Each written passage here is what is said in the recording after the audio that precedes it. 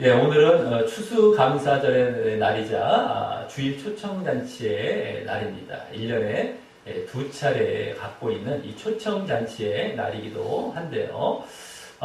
오늘은 또 이제 많이 초청되지 못하고 우리가 시간을 갖게 되었지만 그동안 목장과 교회에 초청하기 위해서 힘쓰고 애써 주셨던 우리 목자와 함께 목장원들께 수고하셨다고 감사의 말씀을 드리면서 또 계속해서 그 영혼들에게 관심을 갖고 또 교회로 인도해 주시면서 더욱 하나님께서 기뻐하시는 이러한 영혼 구원의 일에 동참하시고 또 더욱 애쓰시는 그러한 계기로 삼으시기를 바라겠습니다.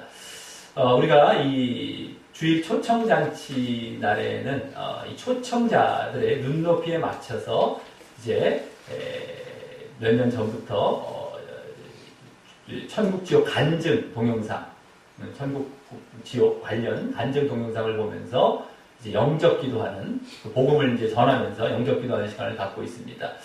그래서 좀 초청자의 눈높이에 맞췄기 때문에 수준이 좀 낮은 것은 아닌가라고 생각할지 모르겠지만 이 동영상이 물론 이게 어떤 신빙성이 있느냐, 이게 정말 성경을 근거로 한 것이 맞느냐, 이것이 정말 진짜냐 확인할 길은 없지만 사실 간증한 사람들의 내용을 들어보면 성경에 이렇게 벗어나 있지 않고요.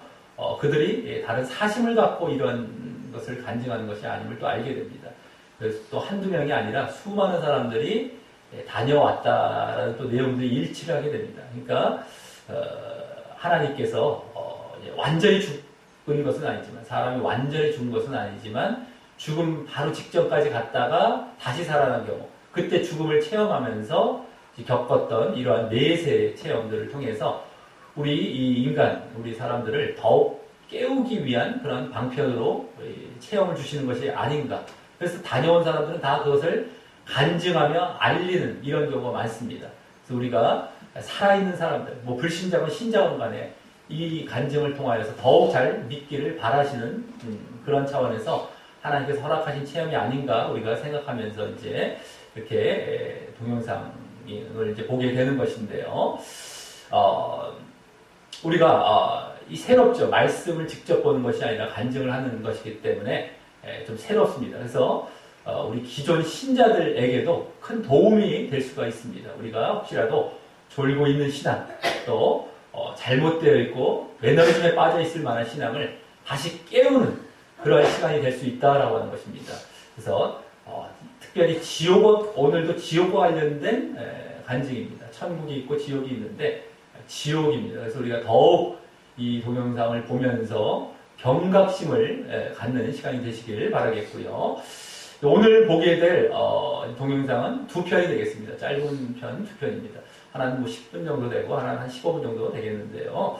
먼저 동영상은 둘 다 이제 미국 사람이 관련된, 미국 사람의 간증이고 미국 사람이 만든 동영상인데, 하나는요, 이 로널드 레이건이라는 사람이 이제 한 사람이 있습니다. 그 사람이 이제 1979년인가에 이제 별로 이제 삶의 안 좋은 상태에 있었다가 어떻게 이제 싸움이 일어나서 피를 흘리고 죽게 되었죠. 거의 죽음까지 갔다가 지옥을 체험한 이런 동영상이 되겠습니다.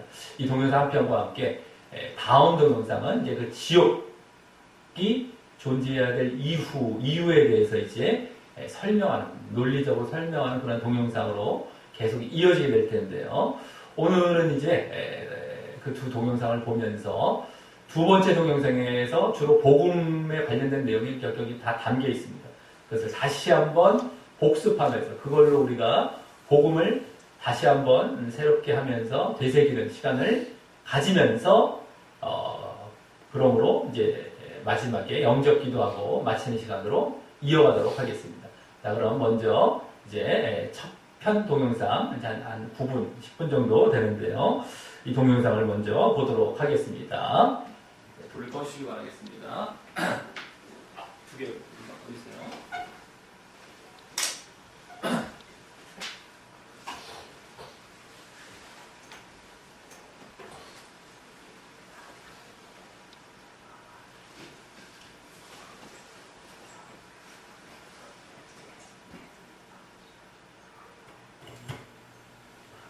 was broken. My wife had filed for divorce a couple of times. My children were afraid of me. I really couldn't hold a job. My mental state was, I was a drug addict. I was broken. I was a drug addict. I was a criminal. My family was broken. My wife had filed for divorce a couple of times. My children were afraid of me. I really couldn't hold a job. My mental state was terrible. And it was in that frame of life that I took my 6-year-old son one night and went down to a little market, going inside to purchase some things. And on the way in to that market, I met a gentleman coming out the door, and an argument erupted. And before I knew it, I had just hit him, knocked him down, and he fell into a stack of bottles. The bottles bursted, and immediately he leaped up with a broken bottle and began to stab at me. I lifted my left arm to try to stop the blow, and the bottle actually severed the biceps muscle, the major arteries in my arm, and I was bleeding to death in just a matter of seconds. But full of anger and hatred and rage, I kept fighting and kept bleeding. My little son was screaming. He was hysterical. But the man that ran the store came over and said, if you don't get to a hospital, you'll bleed to death in just a few minutes. So he actually took me in my own automobile to the hospital. And when we entered the emergency room, I was barely conscious. And as the medical attendants began to work on me, I could hear their voices. And I could hear them saying, we can't help him. He'll have to be transported to another hospital. Probably will lose the arm. And as they loaded me into an ambulance, my wife had arrived by that time and got in the ambulance with me.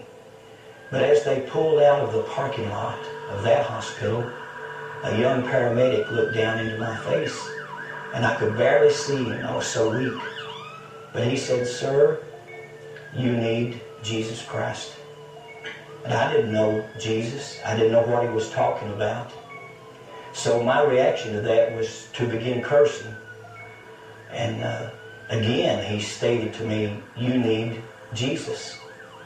And as he was talking to me, it appeared like the ambulance literally exploded in flames. I thought it had actually blown up. It filled with smoke. And immediately I was moving through that smoke as if through a tunnel. And after some period of time, coming out of the smoke and out of the darkness, I began to hear the voices of a multitude of people screaming and groaning and crying. But as I looked down, the sensation was looking down upon a volcanic opening and seeing fire and smoke and people inside of this burning place screaming and crying. They were burning, but they weren't burning up. They weren't being consumed. And then the sensation of moving downward into this. He was thrashing, just thrashing about, and moaning and groaning, and it was like there was a battle going on. I wasn't a Christian at the time, and I didn't even know anything about spiritual battles. But it was scary to me, the fact that I could feel it. I could feel it was like light and darkness. It was like he was fighting against something. And I didn't know what, but now I know, he was seeing the vision of hell. But the most terrible part of it, I began to recognize many of the people that I was seeing in these flames. As if a close-up lens on a camera was bringing their faces close to me. I could see their features. and see the agony and the pain and the frustration. And a number of them began to call my name and said, Ronnie, don't come to this place. There's no way out. There's no escape. If you come here, there's no way out. And I looked into the faces of one that had died in a robbery attempt, who had been shot to death and bled to death on the sidewalk. And I looked in the face of two others that had died drunk in an automobile accident. And I looked into the face of others that had died of drug overdoses that we had partied together, and the agony and the pain. But I believe the most painful part of it was the loneliness. And the depression was so heavy that there was no hope. There was no escape. There was no way out of this place. And the smell was like sulfur, like an electric welder. And the stench was terrible. And as I looked at this, I had seen people killed. I had been involved in fights where people were killed. I've done time in prison for manslaughter myself. I grew up basically in a reform school and in a jail cell. I was beat on mercifully as a child by a father that had temper problems and alcohol problems. I was a runaway at 12 years old, and I felt like there was nothing in this world that could frighten me. My life was wrecked. My marriage was wrecked. My health was wrecked. But now I'm seeing something that literally scares me to death because I don't understand it. And as I'm looking into this pit, this place of fire and screams and torment, I just fade out into blackness. And when I open my eyes, I'm in a hospital room in Knoxville, Tennessee. My wife is sitting by. There have been multiple stitches put in my body. My arm was spared. There was almost 100 stitches. And I looked in the face of my wife, and I wasn't concerned about where I was or anything around me. All I could visualize was what I had just seen. He had this funny look on his face, and it was a terrifying look. And he said, I don't really know what's happened to me, but he said, I've been in a terrible place.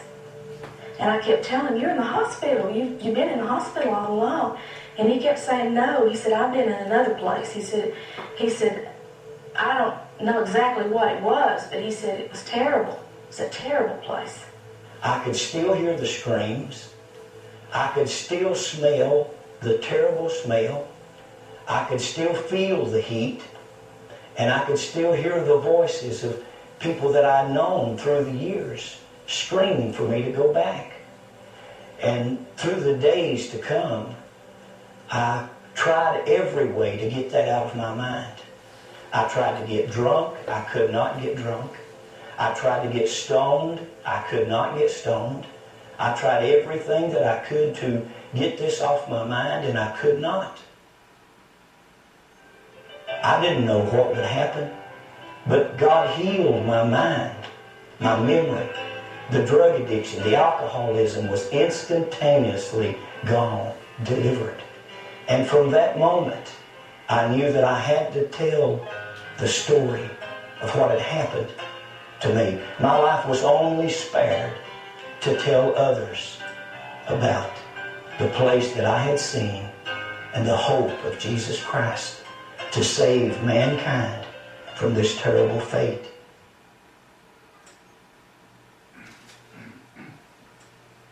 예, 두 번째 불만 잠깐 켜주시고요. 예, 여기까지 일단 한 편을 먼저 봤습니다.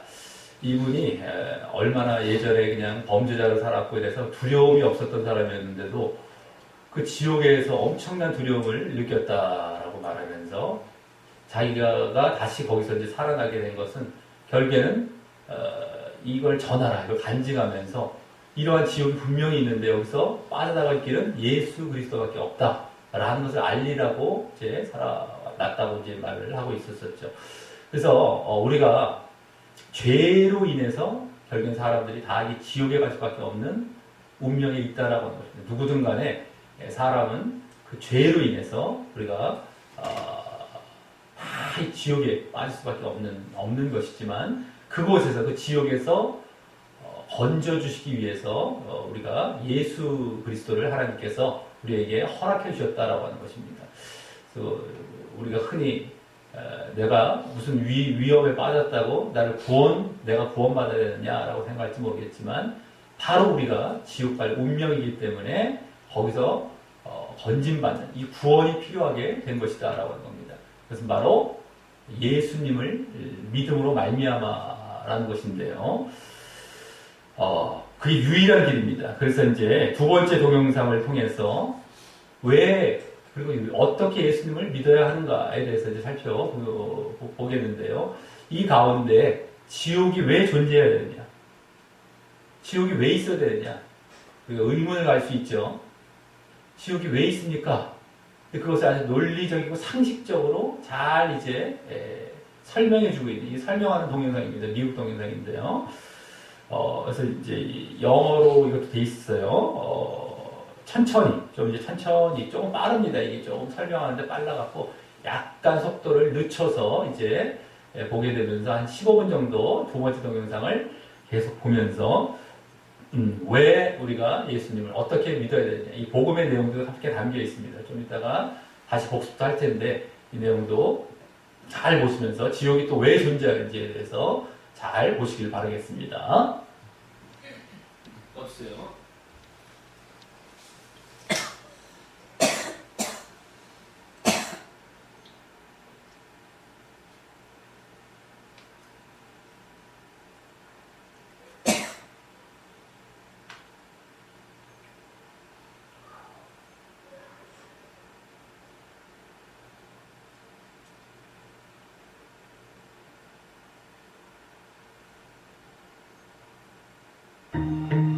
The Gospel Message. The Bible describes God and heaven as holy. Holy just means perfect. Now it's really important to understand that God can't let anything imperfect into heaven. Otherwise it just wouldn't be heaven. The Bible also says that all of us have a body and a soul. At death, our body is either buried or cremated. But our soul, which is the real you, lives on forever, either in heaven or hell.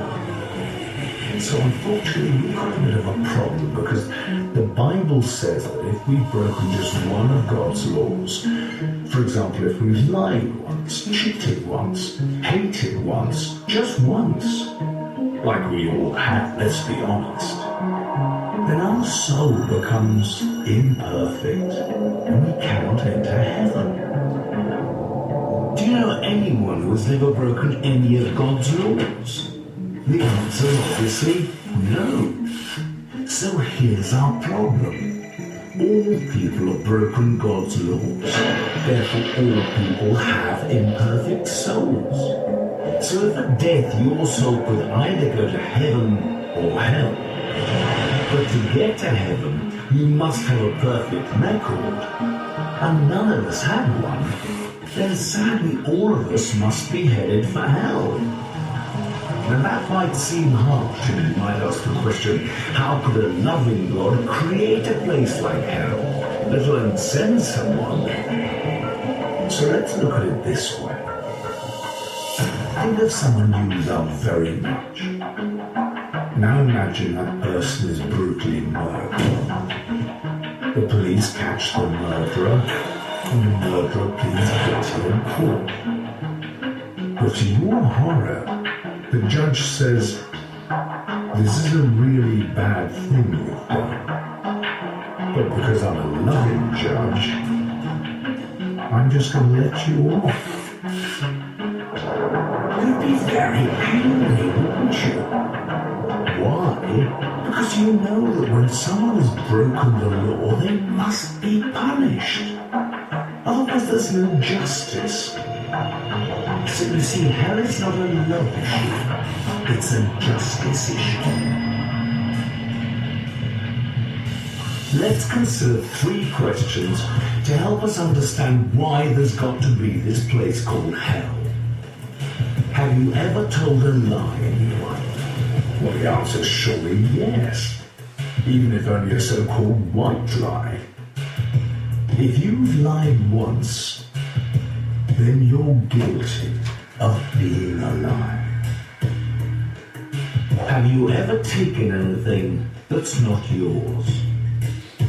For example, have you ever gone to work late or left early and got paid for it?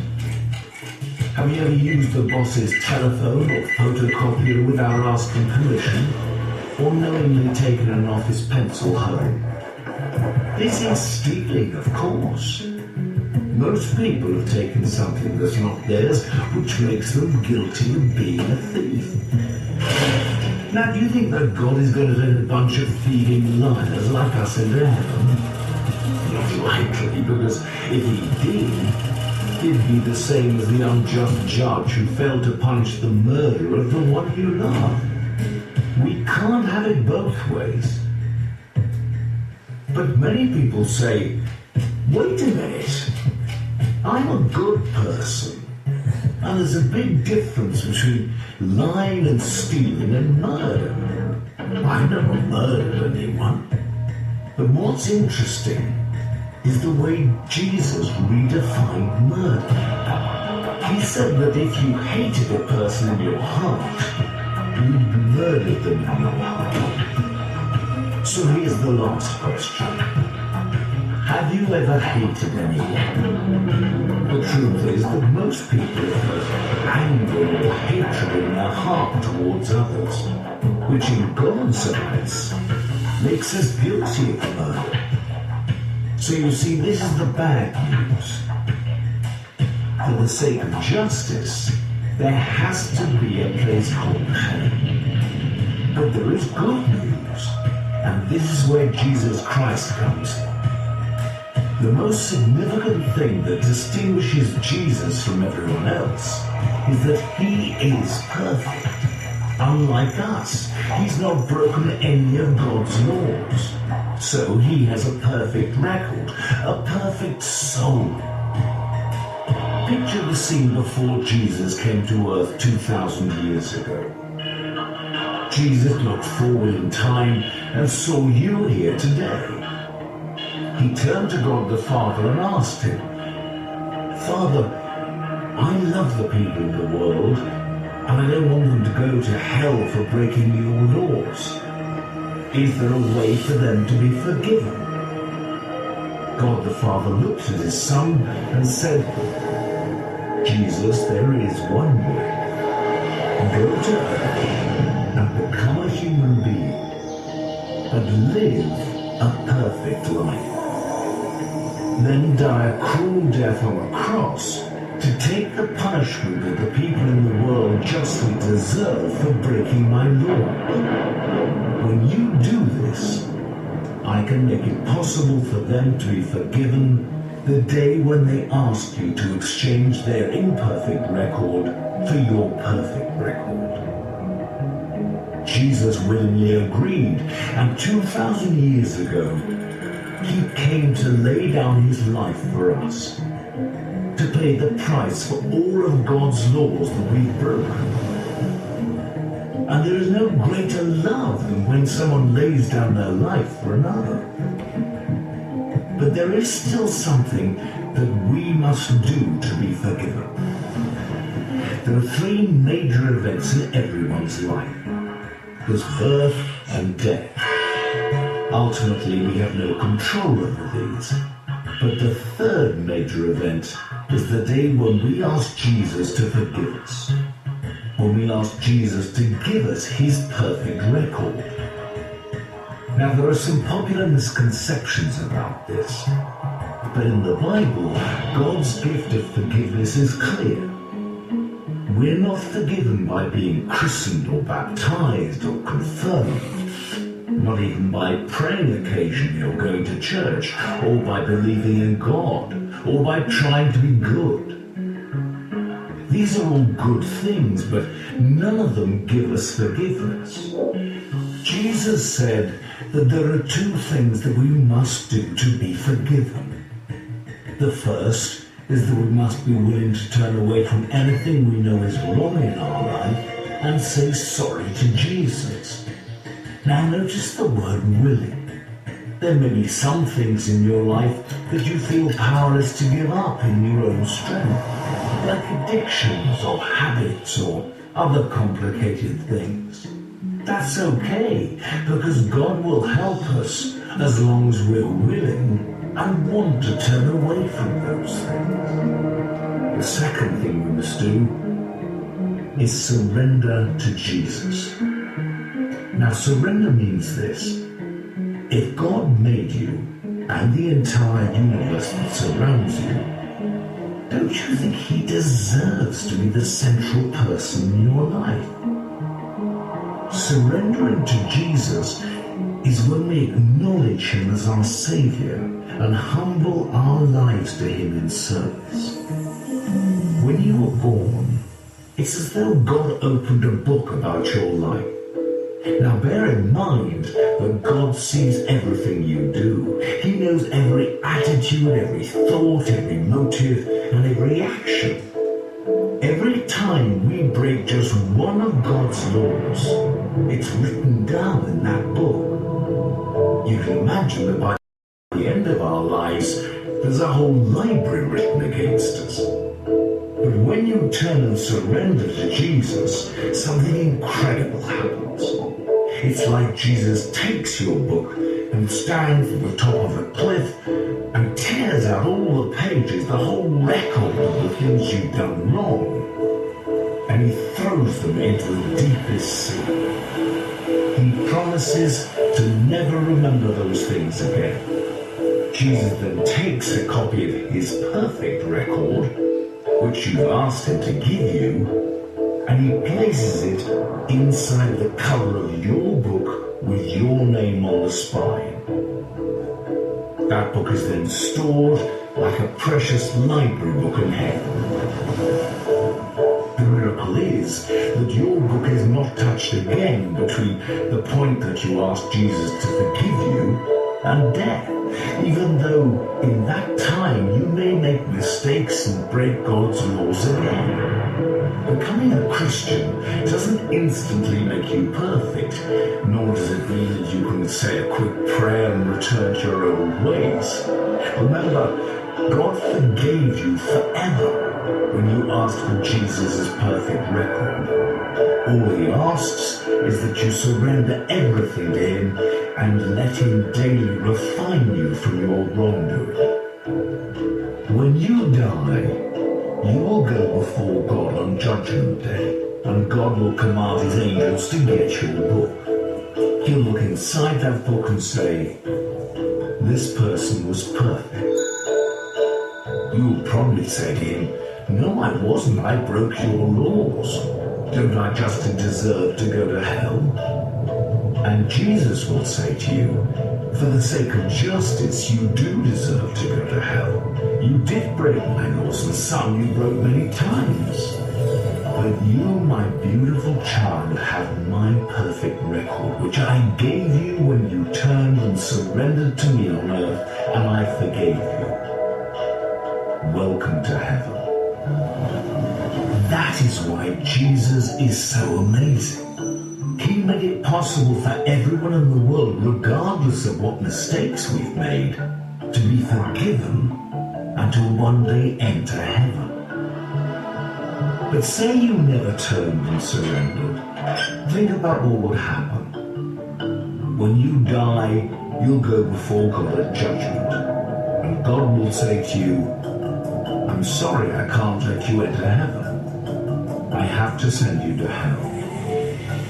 You never asked me to forgive you. I loved you so much that I tried 6 ways to get through to you. First, I died on the cross to take your punishment. Second, someone explained to you in a simple way that you could be forgiven. Third, there were churches throughout the world. Some were good and some I was ashamed of. You could have found the good ones. Fourth, I gave you a conscience so you could tell right from wrong. Fifth, I created a world around you that was so awesome. How could you not wonder about it? And finally, I rose from the dead to prove that I was God and that everything I said was true. But you still did nothing.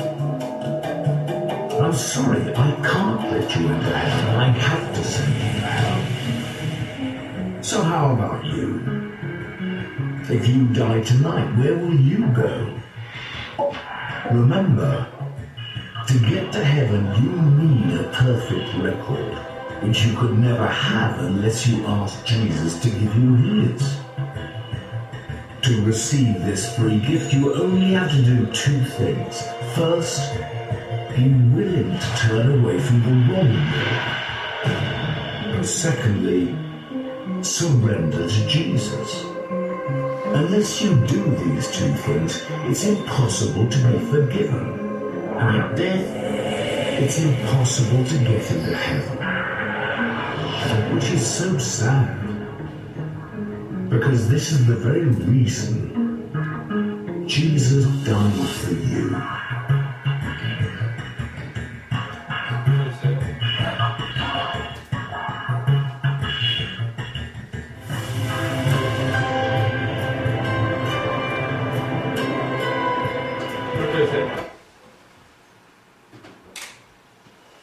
예, 잘 보셨습니까?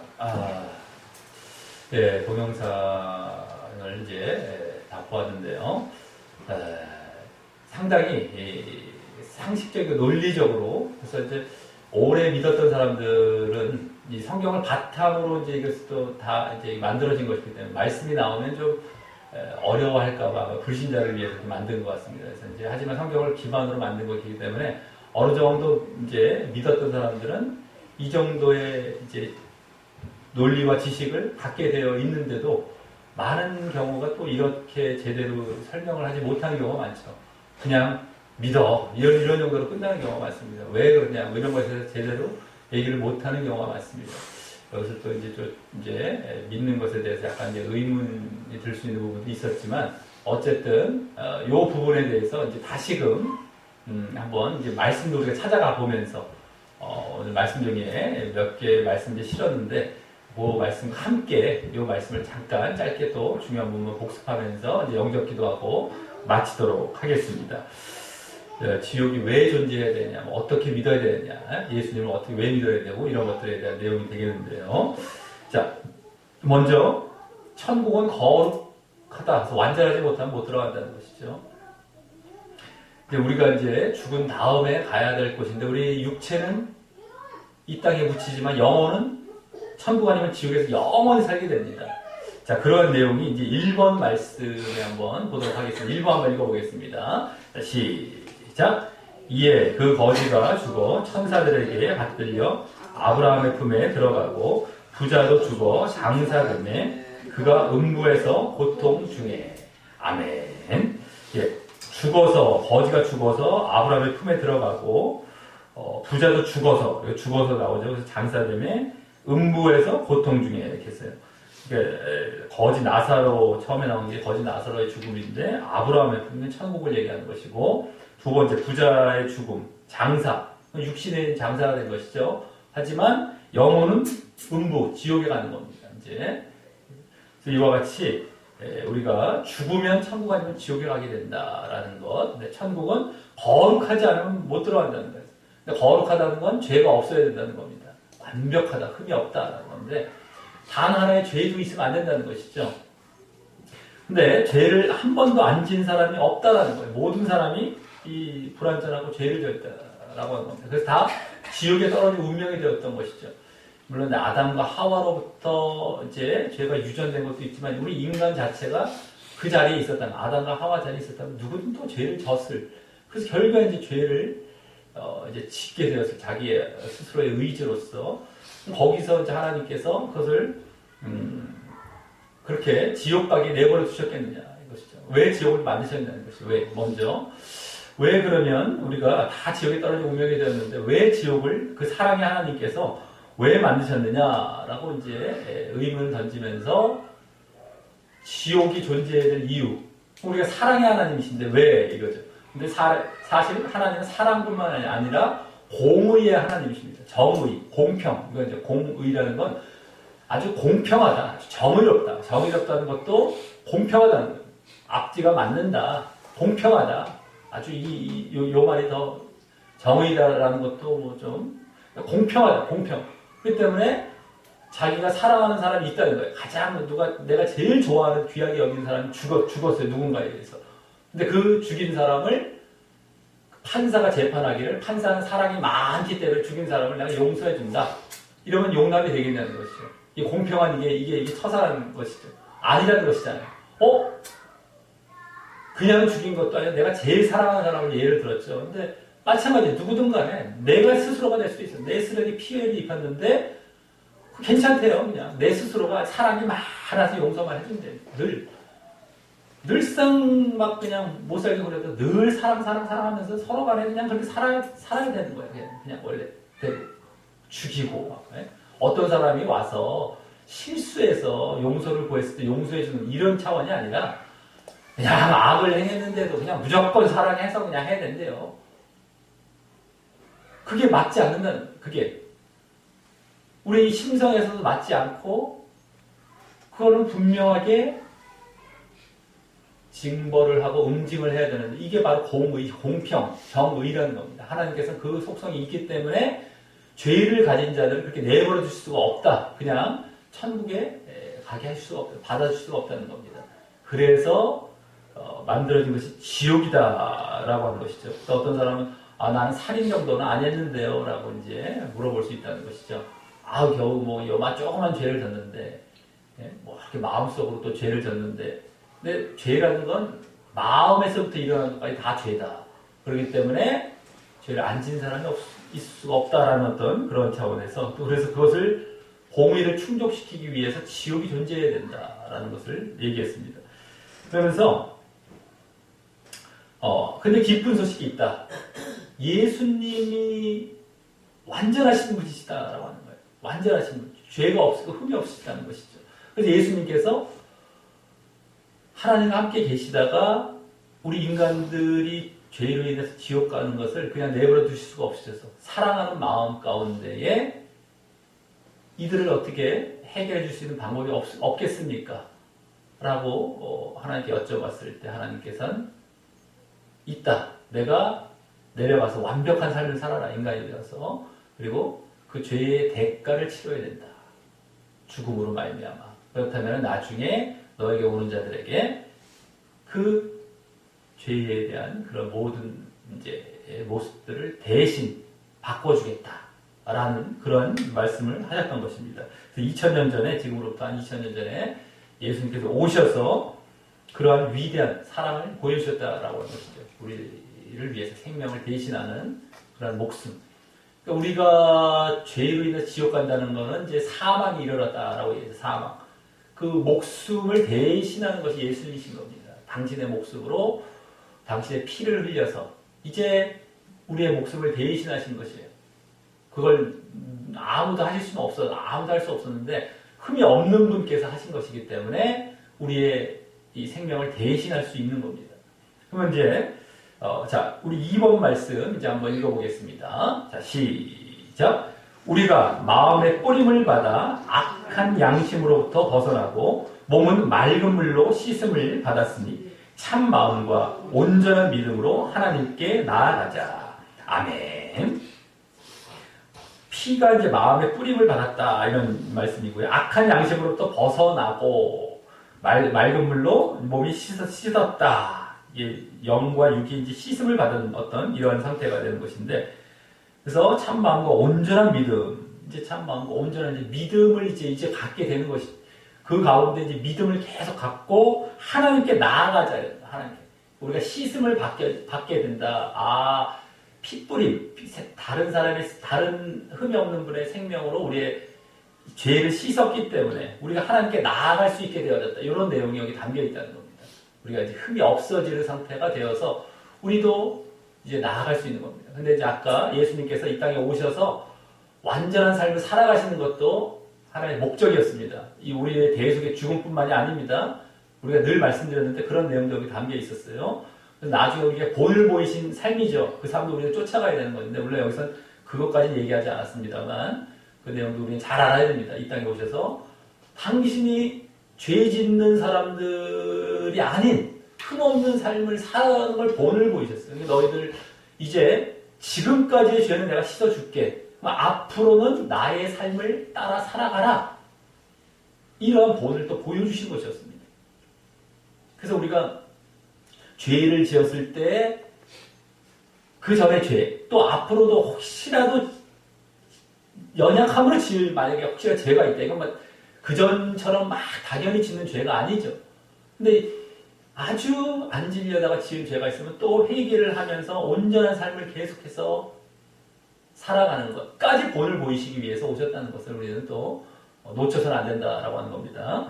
자, 그런데 이제 문제는 뭡니까? 이제 중요한 건 그렇게 예수님의 삶을 우리의 삶으로 대신할 수 있는, 그래서 우리가 흠 없어질 수 있는 그러한 이제 방법이 무엇이겠냐는 거죠.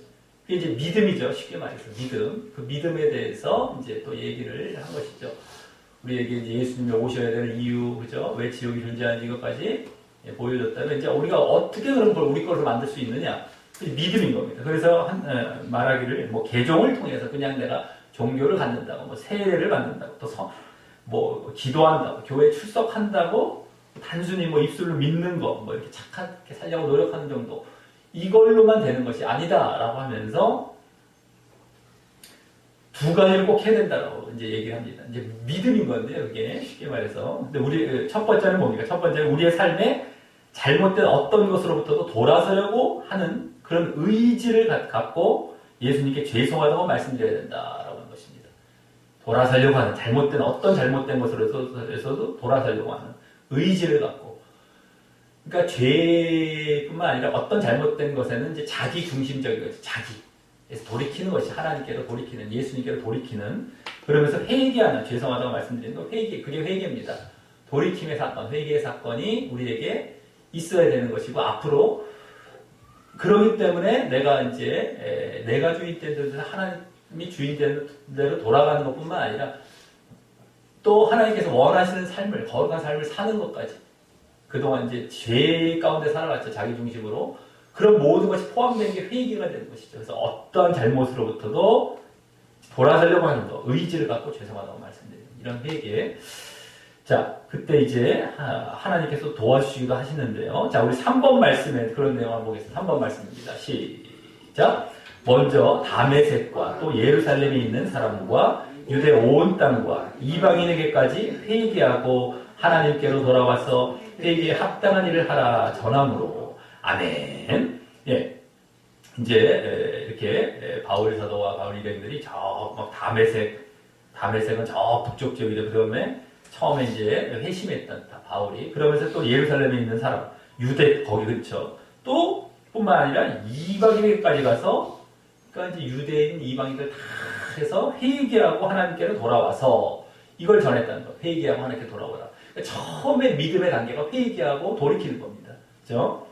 그 다음에 끝나는 것이 아니라 회개에 합당한 일을 하라. 이 회개에 합당한 열매가 되는데 그런 삶을 또 살라.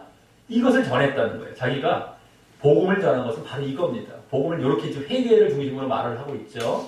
회개하고 하나님께 돌아오는, 이게 처음에 우리가 회개예요. 돌이키는 회개. 그 다음에 회개에 또 그 합당한 삶을 살아가는 것. 이것이 또한 하나의 보여야 될 믿음의 모습인 겁니다. 그래서 우리가 이걸 잘 놓쳐서는 안 돼요. 요게 이제 복음의 내용으로서 아주 짧게 지금 바울 사도가 스스로 전했던 걸 요약하는 그 내용이죠. 자, 그 다음에 3번의 두 번째 말씀 읽어보겠습니다. 시작. 그러므로 회개에 합당한 열매를 맺고 속으로 아브라함이 우리 조상이라 말하지 말라. 내가 너희에게 이르니 하나님이 능히 이 돌들로도 아브라함이 자손이 되게 하시리라. 아멘. 그래서 음악이 좀 틀어주시고요. 자, 회개에 합당한 열매라고 약하게 좀 쓰세요. 여기 회개에 합당한 열매라고 이제 말하고 있지 않습니까? 그래서 속으로 아브라함이 우리 조상이라고 말하지 말라. 말로만 아브라함이 우리 조상. 아브라함이 우리 조상이라는 것은 이제 자기가 구원받을 자다라는 것이죠. 이제 믿음 안에 지금으로 신약으로 말하면 믿음 안에 있는 자다. 난 구원받을 것이다. 이런 말을 하고 있다는 것인데 말로 그렇게 하지 말라. 말로만 하지 말라. 회개에 합당한 열매를 맺으라는 것이죠. 그러한 너희가 삶을 살아가야지 말로만 내가 믿고 있고 구원받을 것이라고 착각해서는 안 된다는 내용을 여기 담고 있다. 그래서 우리 믿음에는 그러한 삶이 반드시 따라와야 된다는 것까지 여기 보여주고 있는데 처음에 우리가 돌이키는 것이 이제 돌이키고 이제 두 번째가 이제 여기 삶에 또 해당하는 것인데요. 여기 다 포함이 됩니다. 자, 그래서 둘째가 뭐냐면 아까 첫째는 그렇게 어떤 잘못된 것으로부터도 돌이키는 것. 두 번째는 예수님 앞에 항복하는 것이에요. 그래서 우리의 삶의 중심을 이제 하나님, 예수님으로 만드는 겁니다. 그래서 예수님께 무릎 꿇고 항복해서 우리의 구원자임을 인정하고 겸손하게 우리의 삶을 그분 앞에 내어드리는 것. 우리의 삶을 내어드리는 것. 이것이 두 번째라는 것이죠. 그래서 처음에 돌이키는 것, 아까 첫 번째 단계, 두 번째는 삶을 내어드리는 것. 이게 두 번째라는 것이죠. 그래서 바로 이 두 가지가 있어야 된다는 것이죠. 근데 이 돌이키는 것은 이제 그런 삶을 살아가는 것은 아까는 회개, 첫 번째는 회개 쪽이라고 이제 요약을 해서 말을 할 수 있다면요. 두 번째는 그 삶이라는 건 자기 부인의 삶을 살아가야 됩니다.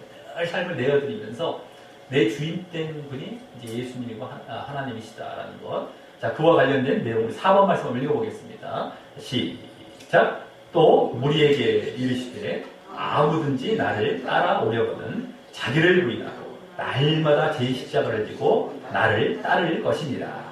아멘. 자기를 부인하고 나를 따르라. 자기 십자가를 지고. 그래서 이 자기 부인의 삶, 이러한 삶이 우리의 또 삶의 대표적인 삶이 되어야 된다는 것이죠.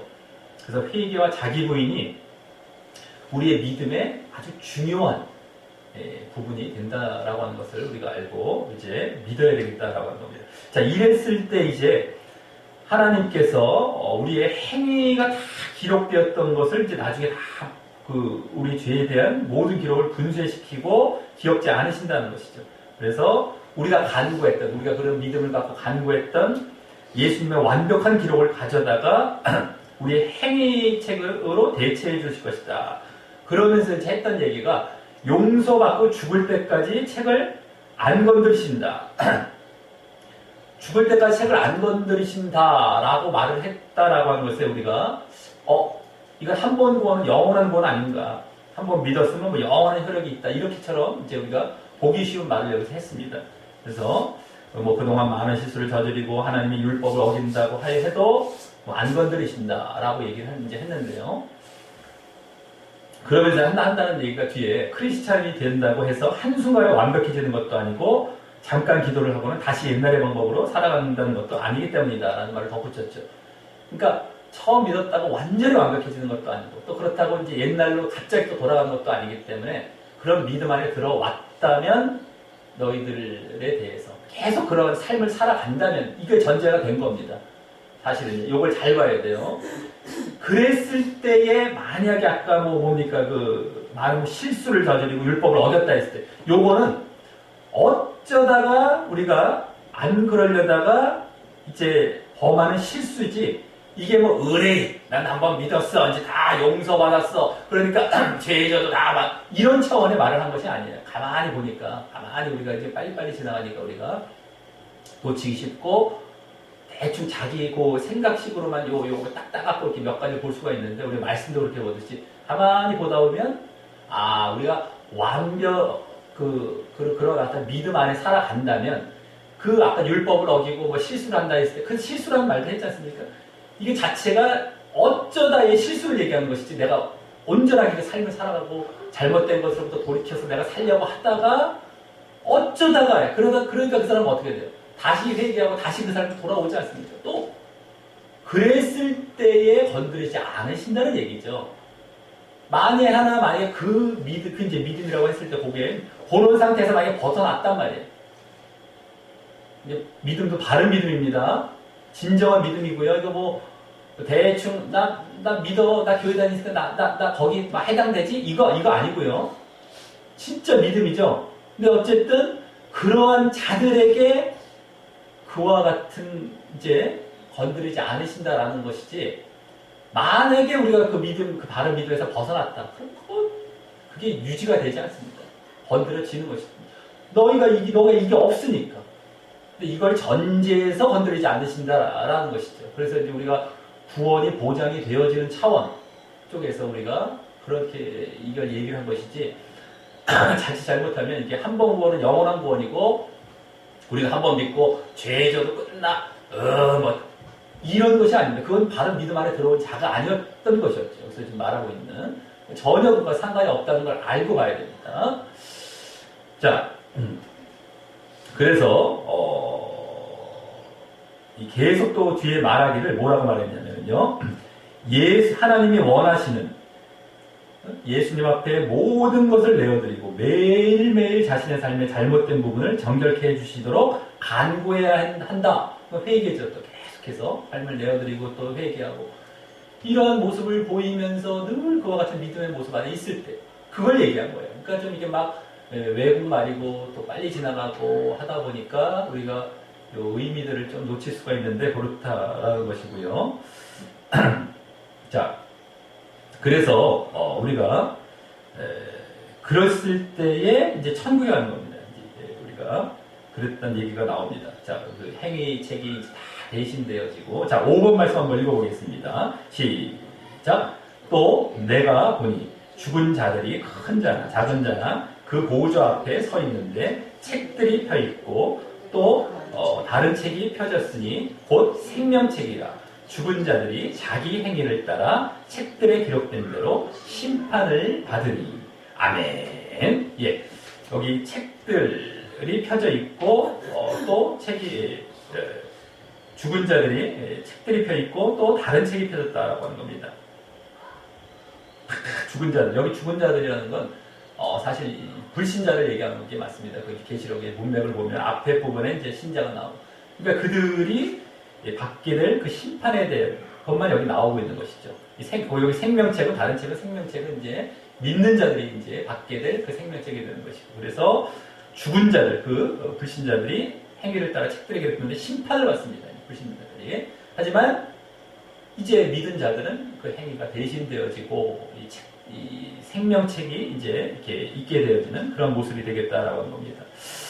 자, 이것이 바로 하나님의 사랑이었다는 거예요. 이게 하나님의 사랑. 그래서 용서받을 수 있도록 그 길을 마련해 주신 것이었습니다.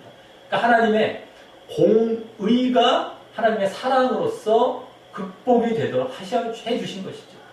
우리에게 지옥을 존재케 안 할 수가 없어요. 당신께서 공의롭기 때문에. 그죠? 공의로우시기 때문에, 공평하시기 때문에 지옥은 반드시 있어야 되지만, 그것을 덮어줄 수 있는 건 또 당신께서 당신만이 해결해 줄 수 있는 그 방편밖에 없는데, 그걸 결국에는 손을 내미시고 보여주신 것입니다. 내 스스로가 죄를 대신해서 죽으시는 것이죠. 그래서 그것을 열어주신 것인데, 그럼 우리는 그걸 붙들기만 하면 되는 거예요. 그 붙드는 것이 아까 그 믿음의 모습인 것입니다. 당신의 공의를 당신의 사랑으로서 당신께서 다 이 해결해 주시고 해소시키는 그 방편을 마련해 주신 것이 바로 이게 구원의 사건이다라고 하는 겁니다. 그러니까 한편으로는 야속해 보일 수가 있어요. 왜 지옥이에요? 왜 지옥이에요? 어떻게 그럴 수 있어야 하는데 당신의 사랑으로서 그 지옥을 이제 안 가게 해 주셨다는 겁니다. 이게 사랑이, 이게 사랑. 다른 것이 사랑이 아니다 말이죠. 우리가 사랑할 때 하나님의 사랑을 다른 것으로 자꾸 얘기를 하면 안 됩니다. 이게 아가페의 사랑이고 이게 하나님의 사랑인 겁니다. 우리에게 주시기 원하십니다. 우리는 그걸 받아야 돼요. 다른 어떤 육신적으로 나는 죄는 꽉 차 있고 난 지옥에 가게 생겼는데 육신을 막 해결해 달라고 막 육신 갖고 사랑 외치는 것은 이건 하나님의 주시려고 하는 사랑이 아니에요. 오히려 이건 지금 너희가 지금 저주 가운데 공의를 받을 자리에 있다는 것을 오히려 그 자리에 너희들이 그걸 요구하고 있는 것밖에 안 되는 것이지, 하나님의 사랑은 그런 것이 아닙니다. 그걸 분명하게 알아야 된다는 것이죠. 자, 그러면서 하나님께서 너무나도 사랑하셔서 이 세상을, 당신을, 우리 모두를, 그래서 6가지 방법으로 당신에게 말씀해 왔는데도 이러한 믿음의 길로 들어오지 않으면 당신 책임이라는 걸 또 덧붙여 얘기했습니다. 첫 번째 뭡니까? 당신의 죄의 대가를 치르기 위해 십자가에 달려 죽으셨다는 거예요. 그죠? 당신께서 이 방편을 마련해 주셨다는 거, 길을 열어주셨다는 거 첫 번째는요. 두 번째는 뭐예요? 누군가가 당신에게 용서받을 수 있는 간단한 방법을 설명해 주었다. 그러니까 그 길로 오라, 이게 복음이죠. 그 길을 마련해 주시고 그 길로 와라라는 걸 또 다 누군가가 전해 주도록 해주셨다는 거예요. 우리 복음 전하는 게 다 그거잖아요. 지금 방송을 통해서도 전할 수 있고 이 기회를 다 주셨다는 거예요. 지금 길만 딱 마련해 주시고 딱 그걸 감춰 놓으시고 뭐 누가 알아서 찾아와라 이게 아니라 다 마련도 해주시고 거기를 열어주셨다. 이게 두 번째. 세 번째는 뭐예요? 전 세계 수많은 교회가 있었다. 물론 가짜도 있었지만 진실된 교회를 찾아. 진실된 교회로서. 그것도 꼭 덧붙였죠. 가짜가 엄청나게 많습니다. 근데 어쨌든 수많은 교회에서 너희를 찾아서 그 길을 이제 붙들고 갈 수 있는 그 방편도 다 너희들에게 주어져 있다. 우리나라 같은 경우는 뭐 얼마나 십자가가 많습니까? 밤에 보면 빨간 십자가 그렇게 많잖아요. 발에 걸리는 게 십자가 교회인데 너 그렇게 많이 기회 줬는데 나중에 하나님 앞에 섰을 때 그 기회 어떻게 돼? 내가 너를 그렇게 사랑했어. 너가 거기서 빠져나오고 정말 지옥이 안 가게 얘기했어. 내가 이와 같이 했는데 이 사람도 할 말이 없는 거죠 나중에. 자, 이런 말씀 세 번째가 있었고요. 네 번째는 우리에게 양심을 주셨다는 거예요. 양심. 그 옳은 것과 그른 것을 구분할 수 있게 해주셨다. 요건 이제 네 번째와 다섯 번째는 계시 차원입니다. 너희가 정말 몰랐다 하더라도 이제 계시가 있다. 너 양심을 내가 줬다. 양심 계시죠. 우리가 이제 신학적으로 얘기할 때 양심을 통해서라도 하나님이 계신다는 걸 알 수 있다는 거예요. 스스로 찾아갈 수 있게 해놓으셨다는 거예요. 죄를 깨닫게 되고 이게 뭐지? 왜 이 선한 것과 악한 것이 있고 뭐 이런 것들 양심을 통해서라도 이거 이제 하나님을 발견할 수 있는 길도 열어주셨다는 거예요. 다섯 번째는 창조물, 이 세상 창조물들이 너무 경이로운 것이라서 그것을 보면 하나님을 생각해내지 않을 수 없었다. 이것도 우리가 신학적으로 이제 흔히 말하는 자연이 계시죠. 자연의 만물 피조물들을 보면서 이게 너무 오묘하고 경이로워요. 이게 실제 저절로 만들어졌다고 우리가 그냥 볼 수가 없어요. 너무 경이롭기 때문에. 인간이 뭘 만들어 보면 알잖아요. 지금도 로봇 만들고 이게 되지도 않잖아요. 이게. 인간의 모든 지식을 다 발휘했어. 파리 한 마리도 못 만들고 개미 한 마리도 살아있는 생명을 제대로 못 만드는데 제대로 그게 너무너무 경이로워요. 우리 몸만 봐도 너무너무 경이롭죠. 하나하나 뭐 경이롭지 않은 데가 있습니다. 근데도 하나님이 인정 안 하는 그건 다 핑계댈 수 없다는 거예요. 요건 약간은 그 복음 차원이 요건 약간 그렇지 않고도 다 볼 수 있게 기회가 있었다는 것이고 마지막 여섯 번째는 죽은 자 가운데 부활함을 통해서 예수님이 하나님이시고 예수님의 말씀이 진리임을 증명했다. 이게. 증명까지 다 하셨다는 거예요. 부활을 하심으로 하나님이시고 정말 진리이시다는 것까지 다 증명했다. 부활 사건을 통해서. 근데도 이제 너는 아무것도 하지 않았기 때문에 나중에 지옥에 갈 수밖에 없었던 이러한 사건이 됐을 때 핑계를 댈 수 있겠냐는 거예요. 자, 이 말까지 하면서 우리가 천국에 가기 위해서는 이제 완벽한 우리 그 기록, 완전해야 되는 어떤 그러한 상태 이것을 선물로 받아야 되는데 그 두 가지를 다시 강조했습니다. 첫 번째 뭡니까? 내 삶의 잘못된 죄로부터 돌아서고 결단해야 된다. 날마다죠, 날마다. 그리고 두 번째, 예수님께 나의 삶을 내어드려야 된다. 날마다 또 이겁니다. 날마다. 그랬을 때에 우리가 진정한 믿음 가운데에 이제 구원, 천국을 가게 된다는 것이죠. 자, 그래서 돌이킴, 완전히 돌이킴과 그 삶을 살아가는 것. 이것을 우리가 잘 보여야 됩니다. 돌이키고 죄를 짓지 않으려고 하고 그 삶을 살아가는 것. 이게 믿음이라는 거예요. 믿음. 우리가 믿는다라고 했는데 믿어요 라고 하는 것이 아니라 실제 그 내용 차원에서 여기 얘기하고 있는 것이죠. 돌이키고 그 삶을 살아가고 죄를 짓지 않고 그거죠. 삶의 가장 대표적인 것. 그렇기 때문에 행여라도 죄를 졌으면 회개하면 늘 거룩의 삶을 살아가야 됩니다. 거룩이 얼마나 우리에게 거룩해야만 거룩한 하나님 나라는 거룩이 얼마나 우리의 초점인지 모릅니다. 거룩과 싸우고 거룩을 위해서 기도하고 거룩을 위해서 힘쓰고 애써야 되는 거예요. 이게 믿음의 대표적인 모습이고 그걸 향해서 우리가 행하는 것이 순종이에요. 사랑이에요.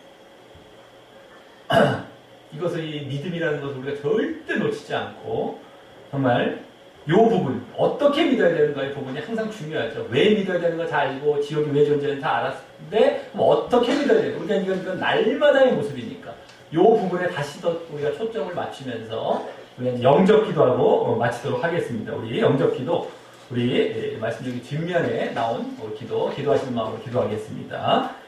시작. 예수님, 저는 지금 죄로부터 돌아서기를 결단하는 회개를 하고 예수님을 저를 지옥에서 구원하신 구주로 영접합니다. 예수님이 저의 죄를 위해 십자가에 돌아가셔서 부활하신 구원의 주요 그리스도라는 사실을 믿습니다. 이후부터 나의 매일의 생활의 주인이 되어 주십시오. 이제 저의 남은 삶을 예수님께 내어드리며 믿음의 삶을 살겠습니다. 특히 매일 성경을 읽고 하나님께 기도하며 죄악을 멀리하고 하나님의 뜻대로 살겠습니다. 그러한 저의 날마다의 회개와 자기 부인의 믿음의 모습을 보시고 저를 꼭 지옥에서 구원하여 천국 가게 하여 주옵소서. 예수님 이름으로 기도합니다. 아멘. 밑줄 부분을 잘 보시면 됩니다. 그래서 죄로부터 돌아서기 결단하는 것, 그 다음에 남은 삶을 하나님께 내어드리는 두 가지인데 짧게 회개와 자기 부인이라고 이제 말할 수 있는 그런 밑줄 부분을 잘 우리가 정말 우리에게 늘 기억하며 따라가시기를 바라겠습니다.